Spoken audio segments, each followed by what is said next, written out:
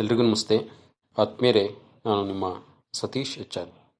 ಸ್ನೇಹಿತರೆ, ತುಂಬ ಜನ ಪುಸ್ತಕವನ್ನು ಪ್ರಕಟಿಸುವುದು ಹೇಗೆ ಎನ್ನುವ ವಿಡಿಯೋವನ್ನು ನೋಡುವ ಮೂಲಕ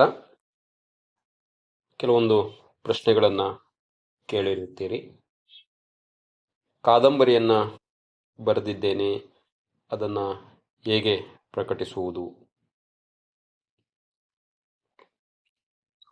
ಸಾಹಿತ್ಯದ ಯಾವುದೇ ಪ್ರಕಾರದ ಬರಹವಾದರೂ ಕೂಡ ಪ್ರಕಟಿಸುವ ವಿಧಾನ ಒಂದೇ ಆಗಿರುತ್ತೆ ಅಂತಕ್ಕಂಥ ಮಾತನ್ನು ನಿಮಗೆ ಮೊದಲಿಗೆ ಸ್ಪಷ್ಟೀಕರಣವನ್ನು ನೀಡೋದಕ್ಕೆ ಬಯಸ್ತೇನೆ. ಪುಟಗಳು ಇಷ್ಟೇ ಇರಬೇಕೆಂದೇನಿಲ್ಲ, ಆದರೂ ಕೂಡ ಕನಿಷ್ಠ 48 ಪುಟಗಳು ಇದ್ದರೆ ಸಾಕು. ಗರಿಷ್ಠ ಹೆಚ್ಚಿಗೆ ಎಷ್ಟಾದರೂ ಕೂಡ ಇರಬಹುದು. ಸಾಹಿತ್ಯದ ವಿವಿಧ ಪ್ರಕಾರಗಳು ಅಂತಕ್ಕಂಥ ವಿಷಯ ಬಂದಂಥ ಸಂದರ್ಭದಲ್ಲಿ ಕತೆ, ಕವಿತೆ, ಲೇಖನಗಳು, ವಿಮರ್ಶಾ ಲೇಖನಗಳು, ಪ್ರಬಂಧ, ಸಣ್ಣ ಕಥೆಗಳು, ಹೀಗೆ ಬೇರೆ ಬೇರೆ ರೂಪಗಳನ್ನು ನಾವು ನೋಡ್ತಾ ಹೋಗ್ಬಹುದು. ಮೊದಲು ತಮ್ಮ ಹಸ್ತಪ್ರತಿ ಏನಿರುತ್ತೆ, ಈ ಹಸ್ತಪ್ರತಿಯನ್ನು ಮೊದಲು ತಾವು ನುಡಿ ತಂತ್ರಾಂಶದಲ್ಲಿ ಅದನ್ನು ಸಿದ್ಧಪಡಿಸ್ಕೋಬೇಕಾಗುತ್ತೆ. ತದನಂತರ ಆ ಒಂದು ನಿಮ್ಮ ಸಾಹಿತ್ಯದ ಪ್ರಕಾರಕ್ಕೆ ಸಂಬಂಧಪಟ್ಟಂಥ ಸೂಕ್ತವಾದ ಶೀರ್ಷಿಕೆಯನ್ನು ಆಯ್ಕೆಯನ್ನು ಮಾಡಿಕೊಂಡು ಇಡೀ ನುಡಿ ತಂತ್ರಾಂಶದಲ್ಲಿ ಏನು DTP ಆಗಿರುತ್ತೆ, ಆ DTP ಪ್ರತಿಯನ್ನು ನಿಮ್ಮ ಸ್ಥಳೀಯ ಅಥವಾ ಲಭ್ಯ ಇರತಕ್ಕಂಥ ಸಾಹಿತ್ಯಾಸಕ್ತರಿಗೆ ನೀಡಿ ಮುನ್ನುಡಿಯ ನುಡಿಗಳನ್ನು ಪಡ್ಕೊಳ್ತಕ್ಕಂಥದ್ದು. ಅದೇ ರೀತಿ ಬೆನ್ನುಡಿಯ ನುಡಿಗಳನ್ನು ಪಡ್ಕೊಳ್ತಕ್ಕಂಥದ್ದು. ಕೃತಜ್ಞತೆಯ ಅಂಶಗಳನ್ನು ಪಟ್ಟಿಯನ್ನು ಮಾಡ್ಕೊಳ್ತಕ್ಕಂಥದ್ದು. ಪುಸ್ತಕವನ್ನು ಯಾರಿಗೆ ಡೆಡಿಕೇಟನ್ನು ಮಾಡಬೇಕು ಅಂತಕ್ಕಂಥದ್ದನ್ನು ನೋಡ್ಕೊಳ್ತಕ್ಕಂಥದ್ದು. ಸೊ ಎಲ್ಲ ಒಂದು ಸಮಗ್ರ ಚಿತ್ರಣವನ್ನು ಪಡಿಸ್ಕೊಂಡು ಒಂದು ಫ್ರೇಮನ್ನು ರೆಡಿ ಮಾಡಿಕೊಂಡು ತಾವು ನುಡಿ ತಂತ್ರಾಂಶದಲ್ಲಿ ಸಿದ್ಧಪಡಿಸ್ಕೊಂಡ ನಂತರ ತಮ್ಮ ಶೀರ್ಷಿಕೆಗೆ ಸೂಕ್ತವಾಗಿರ್ತಕ್ಕಂಥ ಒಂದು ಮುಖಪುಟ ವಿನ್ಯಾಸಕಾರರಿಗೆ ಮುಖಪುಟವನ್ನು ಯಾವ ರೀತಿ ನಿಮ್ಮದೇ ಕಲ್ಪನೆ ರೀತಿಯಲ್ಲಿ ಅವರಿಗೆ ತಿಳಿಸಿರೆ ಮುಖಪುಟ ವಿನ್ಯಾಸವನ್ನು ಮಾಡಿಕೊಡ್ತಾರೆ. ನುಡಿ ತಂತ್ರಾಂಶದಲ್ಲಿ ಸಿದ್ಧ ಆಗಿರ್ತಕ್ಕಂಥ ಒಂದು ಏನು ಇಡೀ ತಮ್ಮ ಪುಸ್ತಕದ ಸಾಹಿತ್ಯ ಏನಿರುತ್ತೆ ಅದನ್ನು ತಾವು ಪೇಜ್ ಲೇಔಟಲ್ಲಿ ಡಿಸೈನ್ಸನ್ನು ಮಾಡಿಸ್ಬೇಕಾಗತ್ತೆ. ಒಳಪುಟ ವಿನ್ಯಾಸ ಅಂತೇಳಿ ಇದನ್ನು ನಾವು ಕನ್ನಡದಲ್ಲಿ ಕರಿತಾ ಹೋಗ್ತೀವಿ. ಇತ್ತೀಚೆಗೆ ತುಂಬ ಆಕರ್ಷಣೀಯವಾಗಿ ಒಳಪುಟಗಳು ರಚನೆಯಾಗಿ ಬರ್ತಿರ್ತಕ್ಕಂಥದ್ದನ್ನು ಕೂಡ ನಾವು ನೋಡ್ಬೋದು. ನಂತರ ಬಹಳ ಮುಖ್ಯವಾಗಿರ್ತಕ್ಕಂಥದ್ದು ಇಡೀ ಪುಸ್ತಕದ ಒಂದು ತಿರುಳು ಅಂತೇಳಿದರೆ ಅಕ್ಷರ ಲೋಪವಿಲ್ಲದಂತೆ ಪುಸ್ತಕದ ಮುದ್ರಣವನ್ನು ಮಾಡಿಸ್ತಕ್ಕಂಥದ್ದು. ಸೊ ಹಾಗಾಗಿ ತಾವು ಪುಸ್ತಕದ ಒಂದು ತಪ್ಪುಗಳನ್ನು ತಿತ್ತಕ್ಕಂಥ ಪ್ರೂಫ್ ರೀಡರ್ ಬರಿ ಲೋಪದೋಷಗಳನ್ನು ತಿತ್ತಕ್ಕಂಥ ಒಳ್ಳೆಯ ಸಾಹಿತ್ಯಾಸಕ್ತರ ಬಳಿ ಕನ್ನಡ ವಿದ್ವಾಂಸರಿಗೆ ಕೊಟ್ಟು 100ಕ್ಕೆ 100ರಷ್ಟು ತಪ್ಪಿಲ್ಲದ ಪುಸ್ತಕವನ್ನು ಹೊರತರ್ತಕ್ಕಂಥ ಪ್ರಾಮಾಣಿಕ ಪ್ರಯತ್ನವನ್ನು ಒಬ್ಬ ಸಹೃದಯಿ ಸಾಹಿತಿ ಮಾಡಬೇಕಾಗುತ್ತೆ. ಇವೆಲ್ಲ ಪ್ರಕ್ರಿಯೆಗಳು ಮುಗಿದ ನಂತರ ಒಂದೆರಡು ಮುದ್ರಣಾಲಯಗಳಲ್ಲಿ ಒಂದು ಬಜೆಟ್ ಫ್ರೇಮ್ವರ್ಕಲ್ಲಿ ತಾವು ವಿಚಾರವನ್ನು ಮಾಡಿಕೊಂಡು 300 ಪ್ರತಿ 500 ಪ್ರತಿ ಅಥವಾ 1000 ಪ್ರತಿಗಳನ್ನು ಮುದ್ರಣವನ್ನು ಮಾಡ್ತಕ್ಕಂಥ ನಿಟ್ಟಿನಲ್ಲಿ ತಾವು ನಿರ್ಧಾರವನ್ನು ಕೈಗೊಳ್ಳಬೇಕಾಗುತ್ತೆ. ಇತ್ತೀಚೆಗೆ ಕೊಂಡು ಓದ್ತಕ್ಕಂಥ ಒಂದು ಸಹೃದಯರ ಕೊರತೆ ಬಹಳಷ್ಟು ಇದೆ. ಪುಸ್ತಕ ಬಿಡುಗಡೆಯನ್ನು ಮಾಡಿರ್ತಕ್ಕಂಥ ಲೇಖಕ ಮಾರ್ಕೆಟಿಂಗ್ ಮಾಡ್ತಕ್ಕಂಥದ್ದು ಕೂಡ ಸಾಕಷ್ಟು ಕಷ್ಟ ಇದೆ.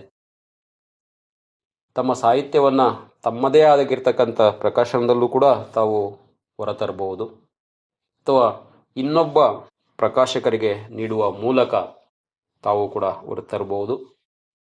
ಸೊ ಅದಕ್ಕೆ ತನ್ನದೇ ಆಗಿರ್ತಕ್ಕಂಥ ಒಂದು ನಿರ್ಧಾರಗಳು ಇರುತ್ತೆ. ಅದಕ್ಕೆ ಬದ್ಧರಾಗಿ ತಾವು ಪುಸ್ತಕವನ್ನು ಹೊರತರ್ತಕ್ಕಂಥ ಪ್ರಯತ್ನವನ್ನು ಮಾಡಬೇಕಾಗುತ್ತೆ. ಸ್ಥಳೀಯ ಲೇಖಕರನ್ನು ಉತ್ತೇಜಿಸುವ ಸಲುವಾಗಿ ಗ್ರಂಥಾಲಯಗಳು ಸ್ಥಳೀಯ ಲೇಖಕರಿಂದ ಪುಸ್ತಕವನ್ನು ಖರೀದಿಯನ್ನು ಮಾಡ್ತಾರೆ. ಕೇಂದ್ರ ಗ್ರಂಥಾಲಯವು ಸಗಟು ವ್ಯಾಪಾರದ ಮೂಲಕ ಪುಸ್ತಕವನ್ನು ಖರೀದಿಯನ್ನು ಮಾಡುತ್ತೆ. ಕೆಲವು ಆಸಕ್ತ ಓದುಗರು ಪುಸ್ತಕವನ್ನು ಕೊಂಡು ಓದ್ತಕ್ಕಂಥ ಪ್ರಯತ್ನಗಳು ಈಗಲೂ ಕೂಡ ನಡೀತಾ ಇದೆ. ಸೊ ಆದರೆ ತಂತ್ರಜ್ಞಾನ ಯುಗದಲ್ಲಿ ಆಕರ್ಷಣೀಯವಾಗಿರ್ತಕ್ಕಂಥ ಪುಸ್ತಕಗಳು ಬಹಳಷ್ಟು ಮಾರುಕಟ್ಟೆಗೆ ಬರ್ತಾ ಇದೆ. ಒಬ್ಬ ಲೇಖಕನಿಗೆ ನಿಜವಾದ ಸಮಸ್ಯೆ ಏನಪ್ಪ ಅಂತೇಳಿದ್ರೆ ಅವನ ಒಂದು ಬರಹ ಏನಿದೆ, ಬರಹ ರೂಪದ ಪುಸ್ತಕವನ್ನು ಒಂದು ಮಾರಾಟ ವ್ಯವಸ್ಥೆಯನ್ನು ಮಾಡ್ತಕ್ಕಂಥ ಕೊರತೆ ಬಹಳಷ್ಟು ಇದೆ.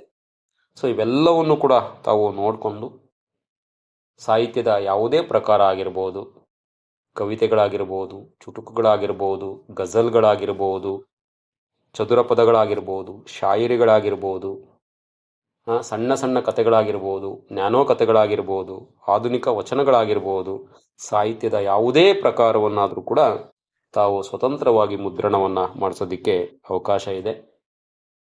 ಸೊ ಹಾಗಾಗಿ ನಾನು ಕಾದಂಬರಿಯನ್ನು ಬರೆದಿದ್ದೇನೆ, ಹೇಗೆ ಮುದ್ರಣವನ್ನು ಮಾಡಿಸುವುದು, ನಾನು ಸಣ್ಣ ಕಥೆಗಳನ್ನು ಬರೆದಿದ್ದೇನೆ, ಹೇಗೆ ಪುಸ್ತಕವನ್ನು ಹೊರತರ್ತಕ್ಕಂಥದ್ದು, ನಾನು ನ್ಯಾನೋ ಕಥೆಗಳನ್ನು ಬರೆದಿದ್ದೇನೆ, ಆ ಪುಸ್ತಕವನ್ನು ಹೊರತರ್ತಕ್ಕಂಥದ್ದು ಹೇಗೆ ಅಂತಕ್ಕಂಥ ತಮ್ಮೆಲ್ಲ ಒಂದು ಪ್ರಶ್ನೆಗಳಿಗೆ ಸಂಕ್ಷಿಪ್ತವಾಗಿ ನನಗೆ ತಿಳಿದಿರುವ ಮಟ್ಟಿಗೆ ಉತ್ತರವನ್ನು ನೀಡ್ತಕ್ಕಂಥ ಪ್ರಯತ್ನವನ್ನು ಮಾಡಿದ್ದೇನೆ. ಸೊ ಇವಿಷ್ಟು ಅಂಶಗಳು ಆದ ನಂತರ ಪುಸ್ತಕ ಮುದ್ರಣ ಆಗಿ ಬಂದಂಥ ಸಂದರ್ಭದಲ್ಲಿ ಪುಸ್ತಕವನ್ನು ಲೋಕಾರ್ಪಣೆಯನ್ನು ಮಾಡ್ತಕ್ಕಂಥದ್ದು ಹೇಗೆ ಅಂತಕ್ಕಂಥ ಚಿಂತೆನೂ ಕೂಡ ನಿಮ್ಮನ್ನು ಕಾಡಬಹುದು. ಪುಸ್ತಕವನ್ನು ಅದ್ಧೂರಿಯಾಗಿ ಲೋಕಾರ್ಪಣೆಯನ್ನು ಮಾಡಬೇಕು ಅಂತಕ್ಕಂಥದ್ದು ಏನೂ ಕೂಡ ಇಲ್ಲ. ವಿವಿಧ ಕಾರ್ಯಕ್ರಮಗಳು ನಮ್ಮ ಸುತ್ತಮುತ್ತ ನಡೀತಾ ಇರ್ತವೆ. ಆಯೋಜಕರನ್ನು ಸಂಪರ್ಕಿಸಿ ಸೂಕ್ತ ವೇದಿಕೆಯಲ್ಲಿ ತಾವು ಪುಸ್ತಕವನ್ನು ಬಿಡುಗಡೆಯನ್ನು ಮಾಡಬಹುದು. ನಾನೂ ಕೂಡ ನಿಮ್ಮದೇ ಆಗಿರ್ತಕ್ಕಂಥ ತೊಳಲಾಟದಲ್ಲಿ ಇದ್ದಂಥ ವ್ಯಕ್ತಿ. ನಿಮ್ಮಾಗೆ ನಾನು ಕೂಡ ವಿವಿಧ ಸಂಘಟನೆಗಳಲ್ಲಿ ಕೈ ಜೋಡಿಸ್ತಕ್ಕಂಥ ವ್ಯಕ್ತಿ.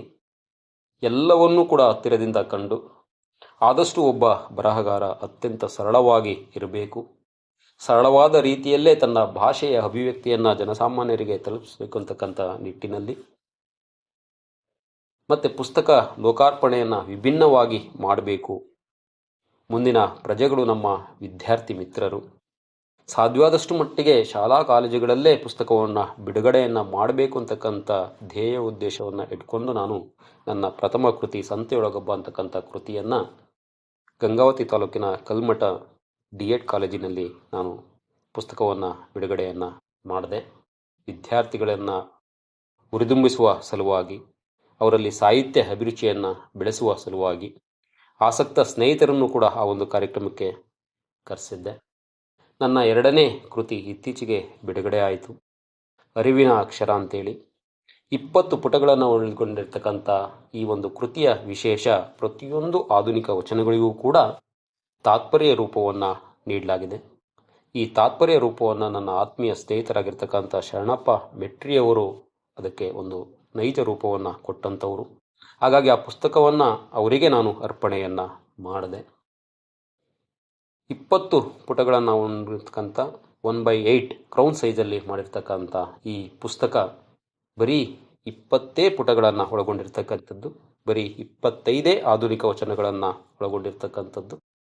ಈ ಒಂದು ಕೃತಿಯನ್ನು ನಾನು ಲೋಕಾರ್ಪಣೆಯನ್ನು ಮಾಡಬೇಕು ಅಂತಕ್ಕಂಥ ನಿರ್ಧಾರದ ಸಂದರ್ಭದಲ್ಲಿ ಕಳಸ ತಾಲೂಕಿನ ಕಳಸ ಸರ್ಕಾರಿ ಪ್ರಥಮ ದರ್ಜೆ ಕಾಲೇಜಿನ ರಾಷ್ಟ್ರೀಯ ಸೇವಾ ಯೋಜನಾ ವಿಶೇಷ ಶಿಬಿರದ 2ನೇ ದಿನ ಈ ಒಂದು ಪುಸ್ತಕವನ್ನು ಬಿಡುಗಡೆಯನ್ನು ಮಾಡಿದೆ. ಅಲ್ಲೂ ಕೂಡ ಪದವಿ ವಿದ್ಯಾರ್ಥಿಗಳು 101 ವಿದ್ಯಾರ್ಥಿಗಳು ಭಾಗವಹಿಸಿದ್ದರು.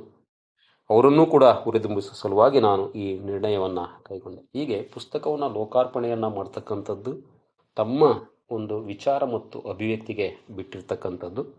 ಹಾಗಾಗಿ ತಾವು ತಮ್ಮ ಹಂತದಲ್ಲಿ ಪುಸ್ತಕವನ್ನು ಯಾವ ರೀತಿ ಲೋಕಾರ್ಪಣೆಯನ್ನು ಮಾಡಬೇಕು ಅಂತಕ್ಕಂಥದ್ದನ್ನು ಕೂಡ ನಿರ್ಧಾರವನ್ನು ತೆಗೆದುಕೊಳ್ಬೇಕಾಗುತ್ತೆ. ತದನಂತರ 3 ಪ್ರತಿಗಳನ್ನು ಕೇಂದ್ರ ಗ್ರಂಥಾಲಯಕ್ಕೆ ಕಳಿಸುವ ಮೂಲಕ ಒಂದು ಕಾಪಿರೈಟ್ ಕಂಟೆಂಟ್ಸನ್ನು ತಾವು ಪಡ್ಕೋಬೇಕಾಗುತ್ತೆ.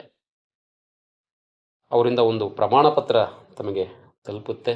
ಇದು ಮುಂದಿನ ಎಲ್ಲ ಏನು ತಮ್ಮ ಒಂದು ಮಾರ್ಕೆಟಿಂಗ್ ವ್ಯವಸ್ಥೆ ಇದೆ ಅದಕ್ಕೆ ಅನುಕೂಲ ಆಗುತ್ತೆ ಅಂತಕ್ಕಂಥ ಒಂದು ಮಾಹಿತಿಯನ್ನು ಹಂಚ್ಕೊಳ್ತಾ, ಒಬ್ಬ ಬರಹಗಾರನ ತುಡಿತಕ್ಕೆ ಈ ಒಂದು ವಿಚಾರ ಅಭಿವ್ಯಕ್ತಿಗಳ ಮೂಲಕ ನಿಮ್ಮನ್ನು ತಲುಪ್ತಕ್ಕಂಥ ಒಂದು ಪ್ರಯತ್ನವನ್ನು ಮಾಡಿದ್ದೇನೆ ಅಷ್ಟೇ. ಇವಿಷ್ಟೂ ಕೂಡ ನನಗೆ ಗೊತ್ತಿರ್ತಕ್ಕಂಥ ವಿಚಾರಗಳು. ನಿಮ್ಮ ಸುತ್ತಮುತ್ತ ಇರ್ತಕ್ಕಂಥ ವಿವಿಧ ಲೇಖಕರುಗಳನ್ನು ಸಂಪರ್ಕಿಸಿ ತಾವೂ ಕೂಡ ಹೆಚ್ಚಿನ ಮಾಹಿತಿಯನ್ನು ಪಡೆಯುವುದರ ಮೂಲಕ ಕನ್ನಡ ಸಾಹಿತ್ಯ ಲೋಕಕ್ಕೆ ಹೊಸ ಪುಸ್ತಕಗಳು ನಿಮ್ಮಿಂದ ಬರಲಿ, ಹೊಸ ಓದುಗರು ಸೃಷ್ಟಿ ಆಗಲಿ ಅಂತಕ್ಕಂಥ ಅಭಿಲಾಷೆಯನ್ನು ಹೊಂದಿಕೊಂಡು ಏನು ಪುಸ್ತಕ ಪ್ರಕಟಿಸುವುದು ಹೇಗೆ ಎನ್ನುವ ವಿಡಿಯೋವನ್ನು ನೋಡುವ ಮೂಲಕ ತಮ್ಮ ಒಂದು ಕ್ವಶನರಿಸಿದ್ದು ಪ್ರಶ್ನೆಗಳಿದ್ದು ಇವುಗಳನ್ನು ಬಗೆಹರಿಸ್ತಕ್ಕಂಥ ಒಂದು ಪ್ರಯತ್ನವನ್ನು ಮಾಡಿದ್ದೇನೆ. ಸದಾಕಾಲ ತಾವು ಸೃಷ್ಟಿ ಸಿಂಚನ ಯೂಟ್ಯೂಬ್ ಚಾನಲನ್ನು ವೀಕ್ಷಣೆಯನ್ನು ಮಾಡುವುದರ ಮೂಲಕ ಸಾಹಿತ್ಯದ ವಿವಿಧ ಪ್ರಕಾರಗಳನ್ನು ಪ್ರೋತ್ಸಾಹಿಸ್ತಾರೆ ಅಂತೇಳಿ ಕೇಳಿಕೊಂಡು ನಾನು ನಿಮ್ಮ ಸತೀಶ್ HR ಧನ್ಯವಾದಗಳನ್ನ ತಿಳಿಸ್ತೀನಿ. ಎಲ್ಲರೂ ಕೂಡ ನಮಸ್ತೆ, ಧನ್ಯವಾದಗಳು.